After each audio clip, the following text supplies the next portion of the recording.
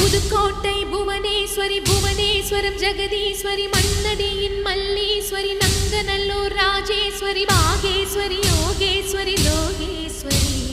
Melmalayanur Angala